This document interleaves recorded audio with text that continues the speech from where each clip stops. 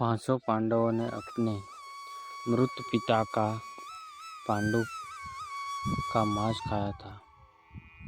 उन्होंने ऐसा क्यों किया, यह जानने के लिए पहले हमें पांडवों के जन्म के बारे में जानना पड़ेगा। पांडु के 5 पुत्र युधिष्ठिर, भीम, अर्जुन, नकुल और सहदेव थे।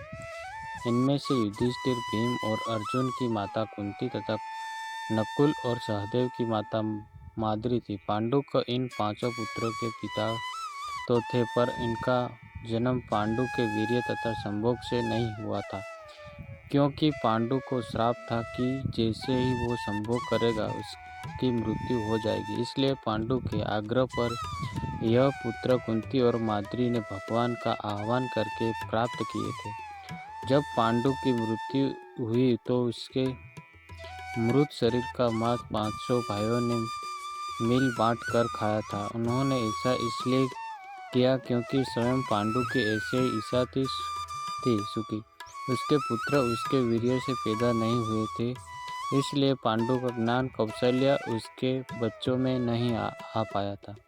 इसलिए उसने अपनी मृत्यु का पूर्व ऐसा वरदान मांगा था कि उसके बच्चे की उसकी मृत्यु के पश्चात उसके शरीर का मांस मिल बांटकर खा ले, ताकि उसका ज्ञान बच्चों में स्थानांतरित हो जाए। पांडवों द्वारा पिता का मांस खाने के संबंध में 2 मान्यता प्रचलित है। प्रथम मान्यता के अनुसार मांस तो 5 भाइयों ने खाया था, पर सबसे ज़्यादा हिस्सा सहदेव ने खाया था, जबकि एक अन्य मान्यता के अनुसार सिर्फ सहदेव ने पिता की इच्छा का पालन करते हुए उनके मस्तिष्क के 3 हिस्से खाए। पहले टुकड़े को खाते ही सहदेव को इतिहास का ज्ञान हुआ, दूसरे टुकड़े को खाने के वर्तमान का और तीसरे टुकड़े को खाते ही भविष्य का।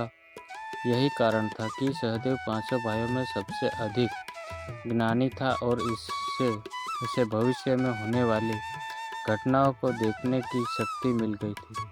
शास्त्रों के अनुसार श्री कृष्ण के अलावा वो एकमात्र शख्स सहदेव ही था जिसे भविष्य होने वाले महाभारत के युद्ध के बारे में संपूर्ण बातें पता थी। श्री कृष्ण को डर था कि कहीं सहदेव यह सब बातें और कौन बता दे, इसलिए श्री कृष्ण ने सहदेव को श्राप दिया था कि यदि इससे ऐसा किया तो मृत्यु होगी।